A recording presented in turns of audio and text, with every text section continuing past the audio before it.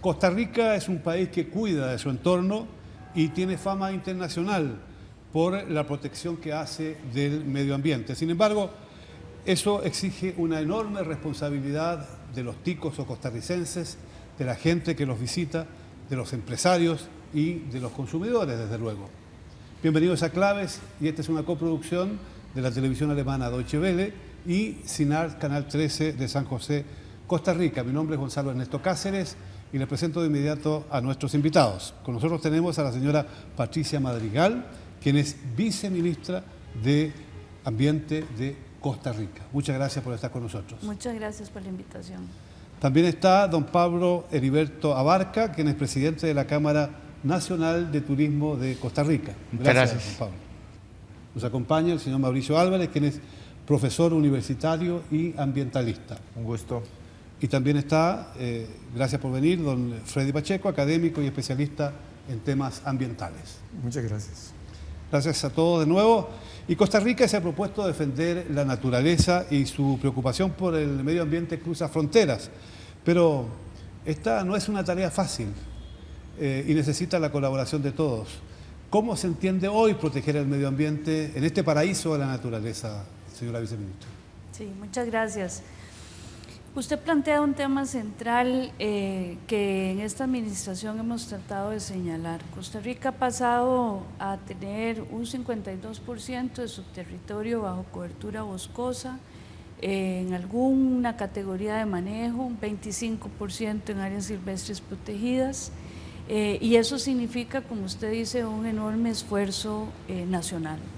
Eso quiere decir que amplias áreas de territorio tienen usos restringidos.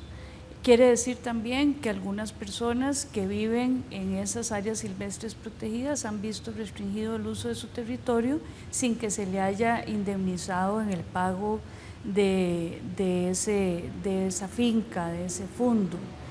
Por otro lado, las áreas silvestres protegidas demandan de una serie de infraestructura que pueda recibir a los ciudadanos costarricenses, al turismo internacional, y tenemos una visitación creciente principalmente en 5 áreas protegidas de este país, a pesar de que tenemos 173 de ellas.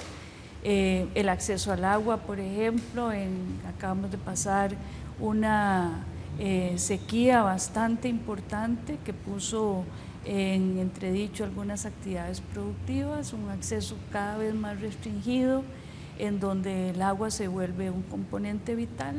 Los temas de la agenda café, de la agenda urbana, contaminación del aire, etcétera, lo que nos da una situación ambiental que va muchísimo más allá del Ministerio de Ambiente y Energía, que necesita de una nueva mirada para entender las relaciones entre el sector público, el sector privado, la sociedad civil, la misma academia, para construir consensos en esa agenda ambiental. Sin duda alguna es una gran tarea, muy difícil además de concretar, porque se requiere conversar con muchos actores, pero que tienen en común la defensa de la naturaleza. Y esta conciencia ambientalista ha calado muy hondo en Costa Rica. ¿Cómo se produjo? ¿Cómo se enseñó? ¿Cómo se maneja hoy día, don Freddy, este trabajo para conseguir que cada persona entienda claramente de qué se trata? Bien, eso no empezó hace 15 ni 20 años. Empezó al inicio del siglo XX. Aquí hubo gente muy valiosa en la primera mitad del siglo XX haciendo propuestas importantes de protección, al que conocemos algunos nosotros como el padre de los parques nacionales, el doctor José María Orozco. Desde 1930 y tanto ya proponía el primer parque nacional, el Parque Nacional Volcán Poás. Después de él hubo mucha gente más también trabajando en eso. Y así se fue desarrollando esa conciencia de protección y se fue estableciendo áreas de protección como las que tenemos el día de hoy. No ha sido fácil, puesto que no todo es parque nacional, no todo son áreas de protección. Hay 2 Costa Ricas. La Costa Rica protegida en áreas de conservación, que es un porcentaje muy importante, pero también la Costa Rica que está fuera de esas áreas de protección, que enfrenta muchas amenazas. y esa es parte de la gran tarea que tenemos.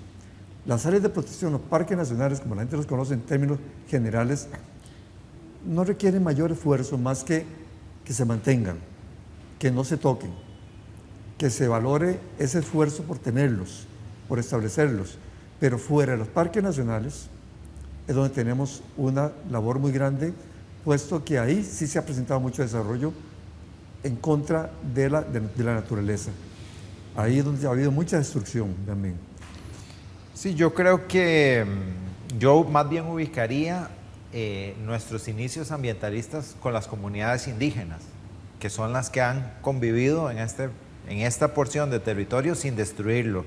Y hoy vamos fuera de parques nacionales, solo en territorios indígenas, uno encuentra bosque, ¿verdad? Y encuentra una relación un poco más armoniosa con la naturaleza, donde se aprovechan recursos y se subsiste de una manera, a veces no de la mejor, porque no se tienen todos los medios, pero de una manera interesante que debemos aprender. Fuera de eso, también hay comunidades negras en la costa atlántica, Caribe, perdón, que han logrado también tener un modelo de manejo mixto, ¿verdad? Con mayor participación de la ciudadanía. Y fuera de esas experiencias hay mucha conservación privada, muchos extranjeros que han venido a sumarse a la aventura de conservar el país, pero yo coincido con Freddy que lo que encontramos es muchas contradicciones, ¿verdad? Entre más conservamos, más contradicciones vamos a tener. Pareciera natural que somos el país que más consume agroquímicos en el mundo, 18 kilos por hectárea al año. Nuestra economía es el 60% de productos de exportación, ¿verdad? Dependemos piña, banano, postres, dependemos básicamente de una economía de postres, ¿verdad? Y de una economía de servicios que depende muchísimo del estado de los ecosistemas, ¿verdad? Por otro lado, consumimos el 80% de lo que consumimos es petróleo, que está sonando en este momento, va y viene por la ciudad y camina, y tenemos una matriz energética bastante insostenible, ¿verdad? Y bueno, con esas contradicciones creo que hay que sacar mucho valor a lo que hace la gente cotidianamente en las comunidades, ¿verdad? Este país se ha declarado libre de minería por una decisión de las comunidades y las fuerzas políticas, se ha declarado libre de exploración petrolera en este gobierno, también reafirmado esa vocación, y se han hecho muchos hitos. Pero bien, hay una industria, la industria del turismo, que usted representa, que de alguna manera se ha beneficiado de esta imagen de Costa Rica como país natural. Y por otro lado, trae al país a personas que aman la naturaleza, que quieren disfrutar de ella. ¿Qué hace la industria turística para ayudar a la protección de la naturaleza? ¿Cuáles son los límites que tienen y cómo convencen a los turistas para que también se mantengan con un comportamiento que no dañe el medio ambiente? Hay esfuerzos que se han entablado entre lo público y lo privado que requieren de un refrescamiento urgente.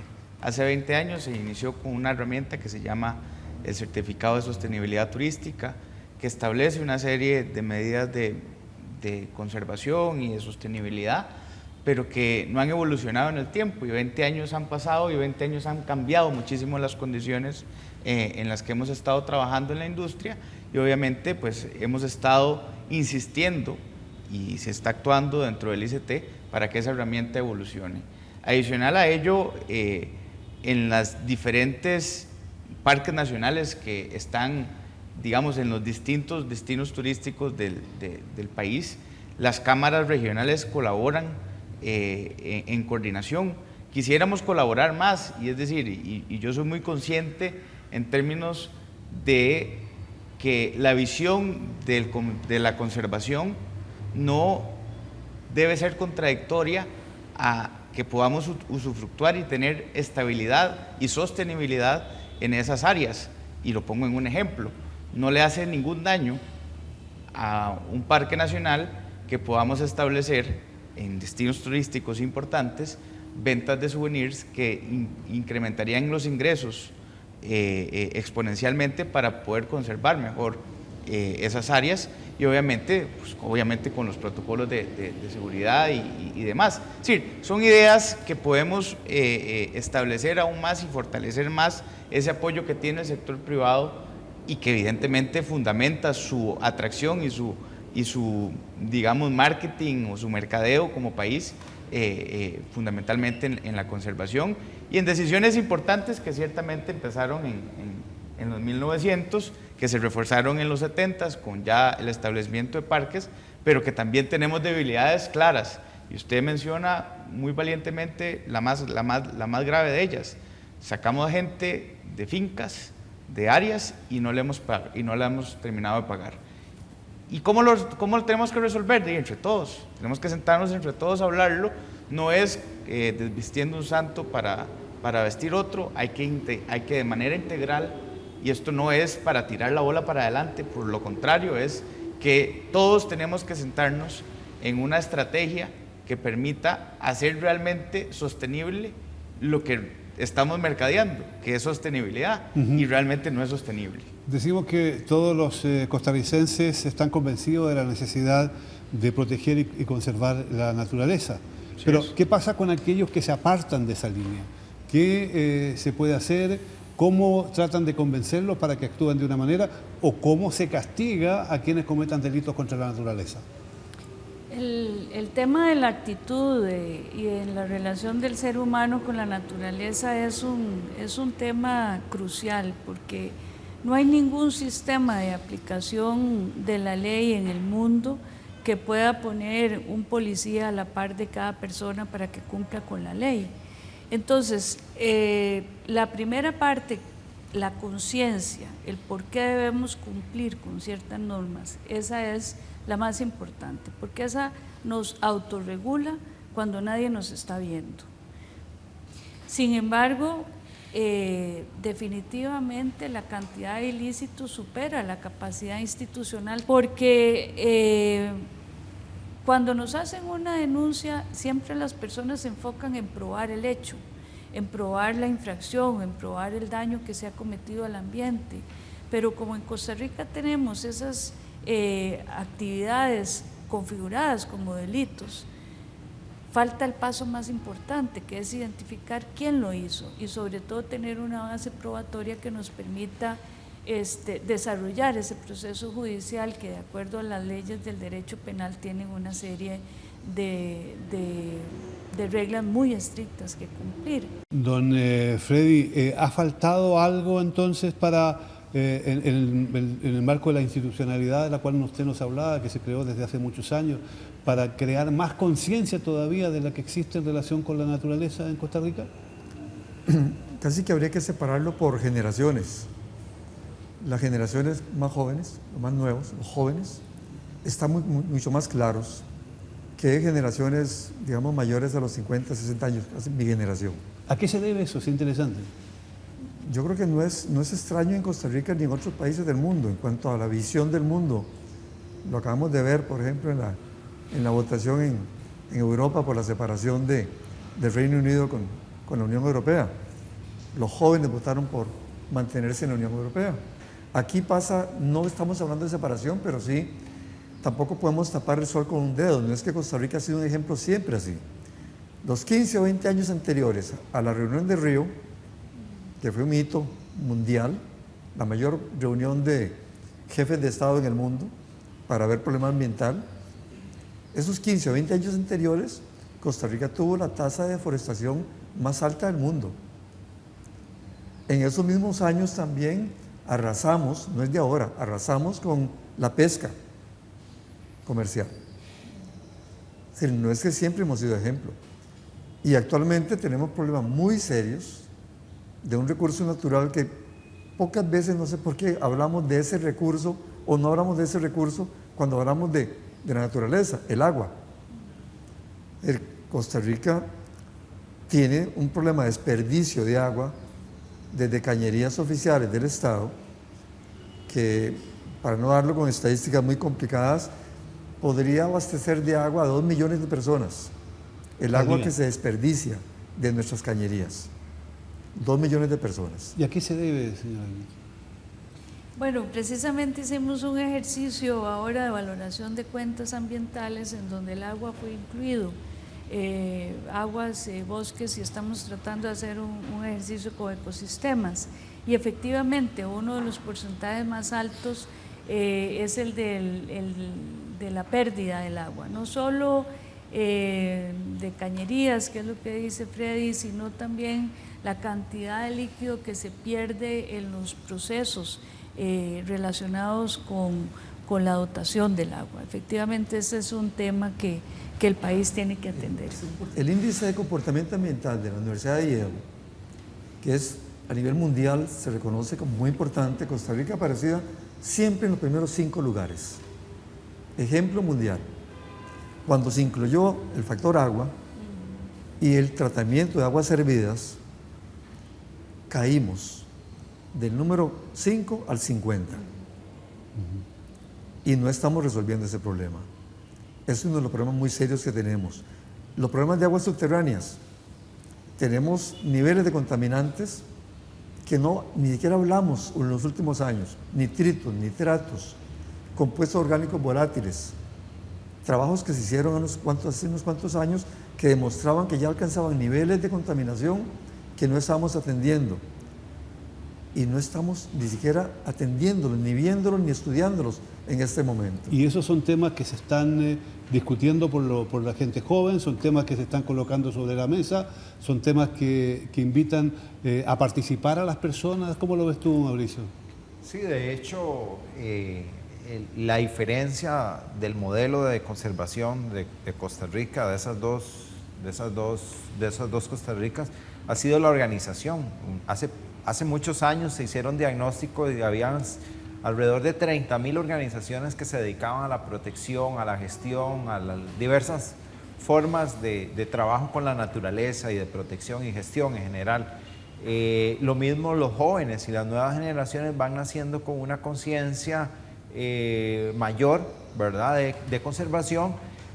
Pero hay autoridades que fueron en este momento educadas bajo el principio de que el agua era inagotable y se sigue distribuyendo el agua como si fuera un recurso que no habría que proteger, ¿verdad? Y hoy enfrentamos cambio climático, una sequía, reducción de un 75% de la cantidad de agua, pero justamente en los últimos 2 o 3 meses hemos tenido 200 mililitros de agua en una sola avenida, que es lo que llueve en los Andes, en algún solo lugar en todo el año, y nos dan la impresión de que de pronto tenemos demasiada agua. La tenemos, pero la tenemos muy mal distribuida. La tenemos acaparada en el riego para agricultura, para exportarla, la tenemos acaparada para proyectos turísticos, no necesariamente la tenemos, la fracción más pequeña se utiliza para el consumo humano, que es más o menos la que Freddy se refiere, ¿verdad? Y atender estos problemas naturalmente es una tarea urgente, por lo menos empezar a estudiarlo, analizarlo y buscar soluciones. Ahora bien, algunos problemas que tiene este país, y que no solo a raíz de los problemas que tiene Costa Rica, sino que también la región, indican que se está empezando a pagar también las consecuencias de ciertos descuidos. Tal es así, leía recién que Costa Rica y Panamá registran un descenso en las poblaciones de anfibios y reptiles y un menor crecimiento de especies forestales por las modificaciones de las variables temperaturas y la precipitación en los bosques. ¿Cuán sensible se ha vuelto la naturaleza en Costa Rica? Bueno, tal vez uniendo este tema con el otro, yo creo que es un tema de priorizaciones, y ciertamente hace un tiempo se pensaba que el agua era inagotable, y entonces usted ve que hay planificación de carreteras a 4 carriles a lugares donde no hay agua. Entonces, sí, y conste que no es que estoy en contra del desarrollo de las carreteras, pero claramente, si no hay agua donde vamos a llegar a la calle, claramente hay una dislocación en la priorización.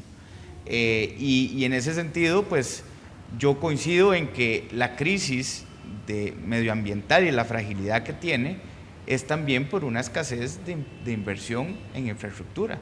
Es decir, no solo en las aguas hervidas, que eso si lo destapamos es una locura, pero también es en el desarrollo de acueductos, en el desarrollo de una planificación como en zona costera y superar el tema de la desalinización. Es decir, hay temas que tenemos 15 años de estar hablando y que no resolvemos porque no se puede pasar una manguera por zona marítimo terrestre. Es decir, ¿cuál es? O esa es la opción viable. Si no es viable, entonces dejemos de hablar del tema, pasamos la página y encontramos otra.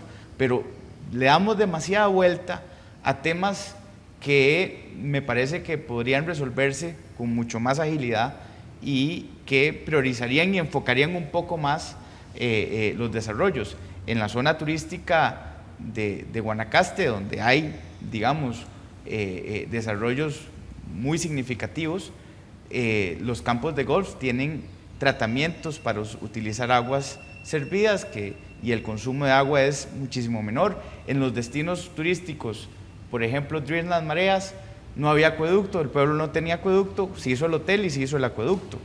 Es decir, no es que en el sector privado no estemos de acuerdo en apoyar ni invertir, pero otra vez prioricemos y pongámonos de acuerdo en temas. Insisto, y esto lo dejo aquí porque es importante, superemos el tema de si le quitamos el sal al agua de mar y resolvámoslo, pero no puede ser que tengamos 15 años de estar discutiendo si pasamos o si hacemos un pozo, si afecta, si no afecta. Es decir, son cosas que al final también son técnicas y yo lo comprendo, pero no podemos estar dándole vuelta a una cosa tan importante. Y lo otro que usted toca, bueno, también siento que hay un desbalance.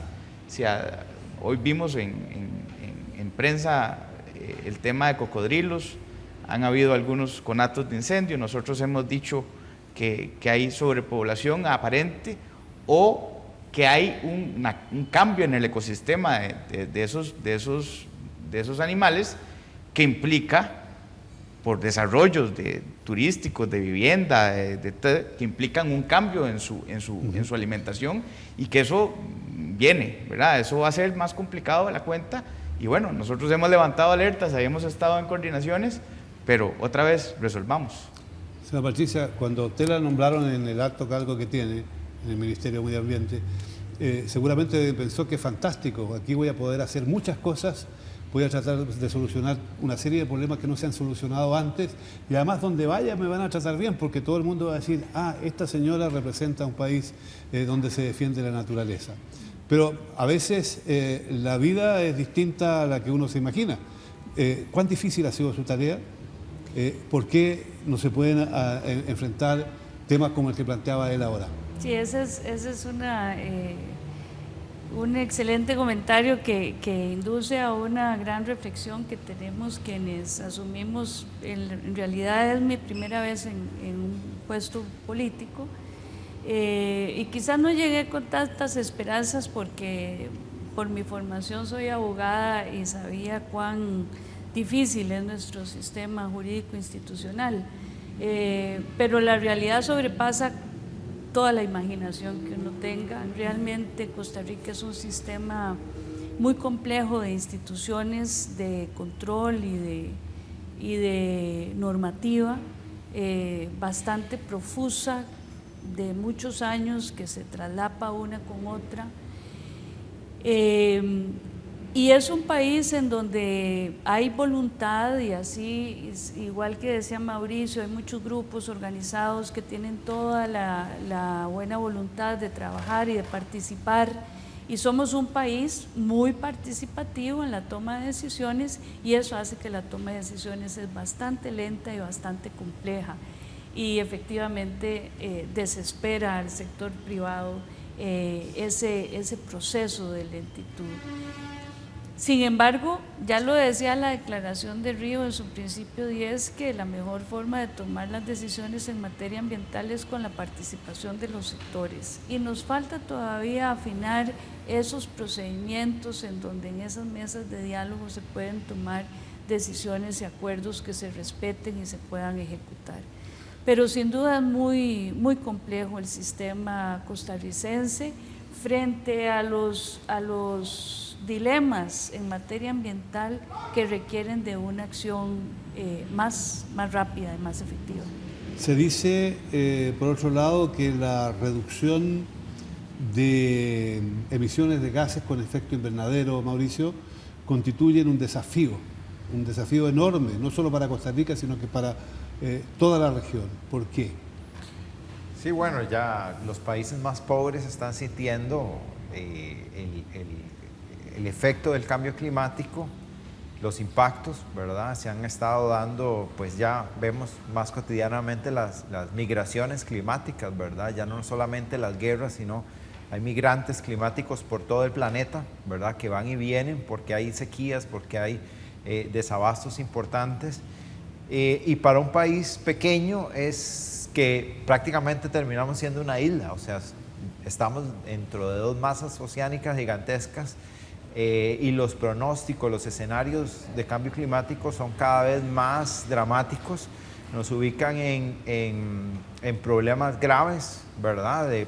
No solamente en la parte agrícola, sino en todos los ecosistemas, ¿verdad? Ya empezamos a ver todos esos problemas, ¿verdad? Agotamiento de la frontera agrícola, pero también agotamiento de las formas de cultivo más sostenible. Y entonces creo que el reto es un poco desentrabar la institucionalidad. Creamos mucha institucionalidad ambiental, le dimos mucho contenido, veníamos de un estado que era socialista prácticamente, tenemos resabios que ni en Cuba tienen en este país de socialismo, contradictorios o no, con una economía neoliberal, con una vocación ambientalista. Pues eso hace que sea difícil tomar decisiones. Nuestra sociedad es sumamente conservadora, está prácticamente dividida en dos, ¿verdad? Y así se ha visto en las elecciones. En los últimos 10 años de procesos políticos hemos visto a la sociedad dividida en dos, unos que quieren algo y otros que no quieren, y en ese estira y encoge no hemos logrado encontrar un modelo que nos incluya a todos, ¿verdad? A las dos partes, que respete los que queremos instituciones más socialistas, instituciones más ecologistas, y los que quieren, digamos, economía más neoliberal y de mayor ganancias, ¿verdad? Y eso, nadie tiene la llave para lograr complementar esas dos cosas. Pero al menos consiguieron una cosa importante, lo que señalabas antes, que se ha abandonado el petróleo como fuente de energía. ¿De dónde saca la energía Costa Rica? ¿Cómo se abastece de energía? ¿Y qué déficit hay en ese campo? Esa pregunta que usted hizo sobre las emisiones de CO2 nos lleva a tener que reconocer que ha habido mucha demagogia en el país sobre eso. Hace pocos años, el gobierno anterior, y se sigue hablando, se anunció que Costa Rica iba a ser carbono neutral para el año 2021, a la vuelta de la esquina, sabiendo que era imposible. Es imposible porque precisamente eso me lleva a su segunda pregunta. Las mayores emisiones de CO2 en Costa Rica, que no es un país industrializado, son los medios de transporte, los vehículos, de todo tipo. Yo diría que casi que, como está aumentando en estos días, debe andar por el 80% de las emisiones de CO2 provenientes de transporte. Y no estamos haciendo nada efectivo. Es decir, se hacen propuestas muy pequeñas que no van a modificar sustancialmente esas emisiones. Los sistemas de reforestación han sido exitosos, los pagos de servicios ambientales, pese a que son, no son permanentes, puesto que se pueden revertir en cualquier momento. Esto nos lleva a tener que aceptar que Costa Rica va a seguir siendo un emisor de CO2 y que el petróleo, por el momento, por muchos años que tenemos enfrente, va a seguir siendo la principal fuente de energía para movilización de la flota vehicular. La diferencia está en la generación eléctrica, que es aquí donde sí nos destacamos en el Istmo Centroamericano. Hemos tenido años, como el año pasado, donde prácticamente casi el 100% de la energía eléctrica de Costa Rica era generación hidroeléctrica, que se sabe que tiene sus connotaciones también, sus conflictos también ambientales, sus impactos ambientales, pero que es mucho más limpia, por supuesto, que no estar quemando combustible como en otros lados. Eso es una ventaja, pero nuestra fuente de energía para movilizar estos vehículos que nos inundan la ciudad, que nos tienen con problemas muy serios de movilización, de infraestructura y de salud, es la gasolina que importamos. La gasolina que importamos. Mauricio nos hablaba recién también de otro aspecto en ese sentido y quizás, pero mejor le voy a preguntar a usted, quizás que tiene la parte oficial también detrás de su opinión. ¿Es efectivo que Centroamérica se ha vuelto una región muy vulnerable desde el punto de vista del cambio climático? Así es. Se dice incluso que es un punto caliente de vulnerabilidad al cambio climático entre las regiones tropicales del mundo. ¿Cómo defenderse? ¿Cuáles serán las consecuencias si no se toman pronto medidas? Sí, hay que considerar que Centroamérica es un istmo, tenemos 2 océanos, así que los fenómenos climatológicos que se dan en el Atlántico y en el Pacífico nos afectan. La parte de fenómenos cada vez se da con más frecuencia y más fuertes.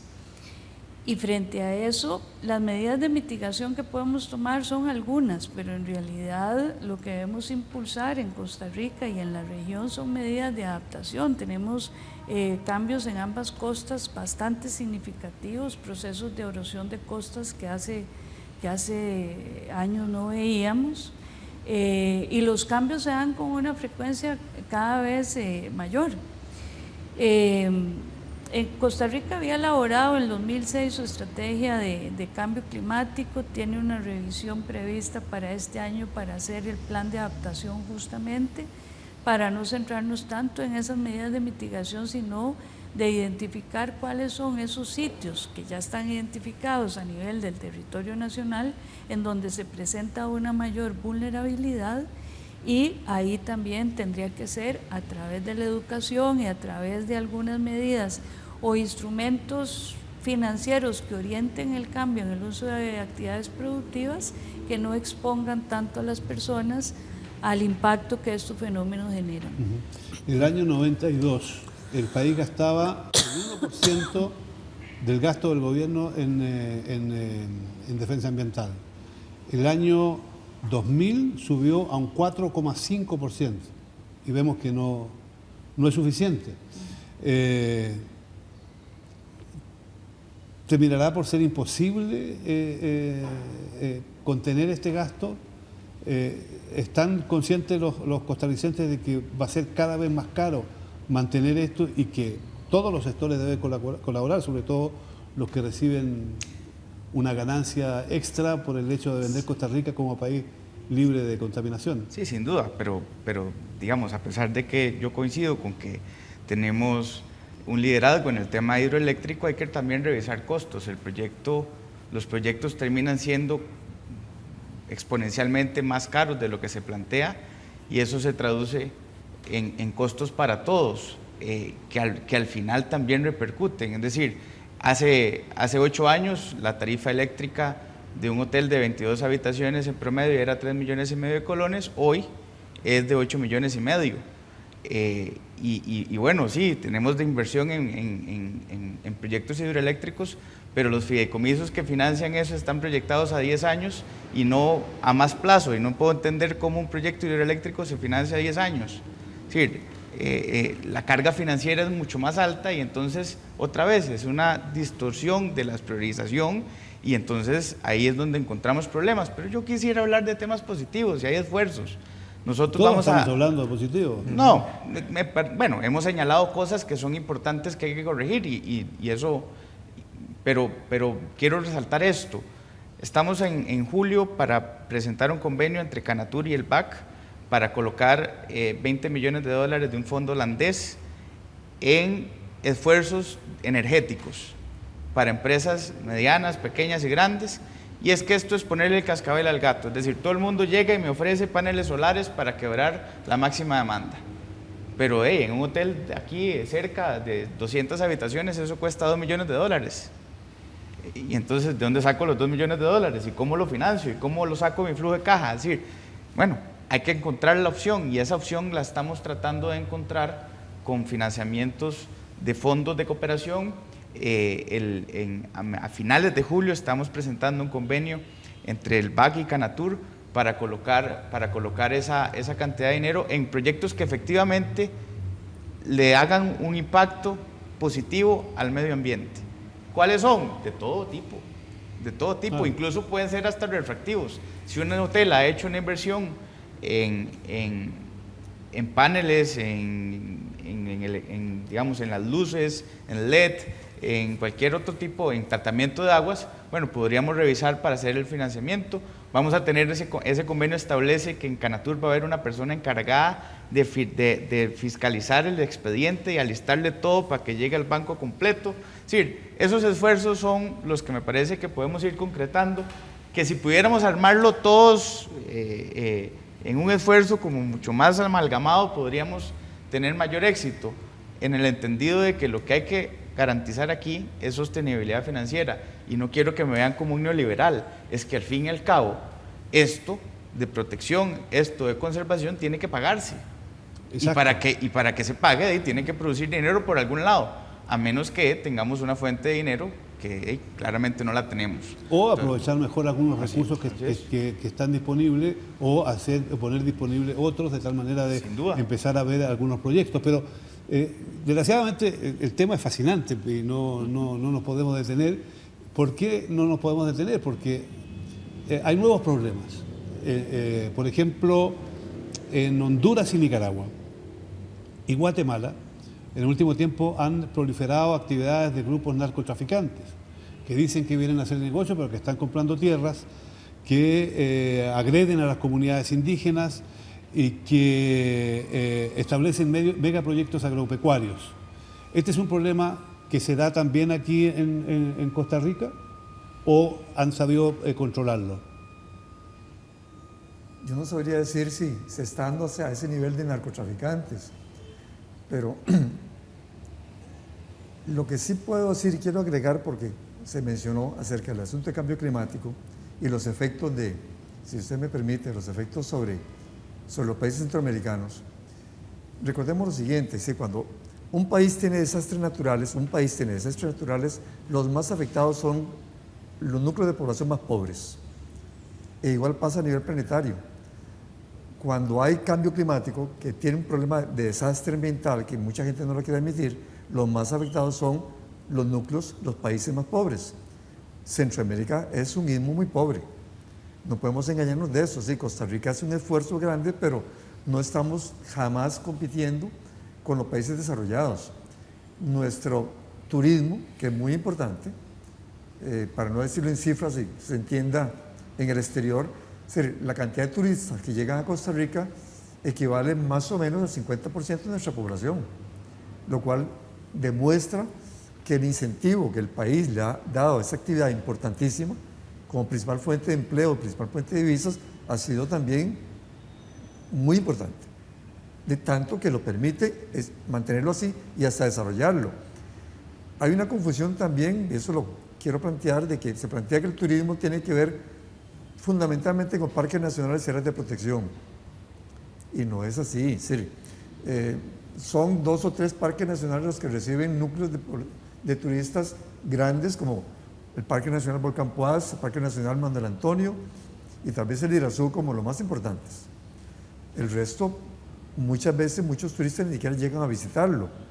Es un tour nada más que tal vez se puede hacer.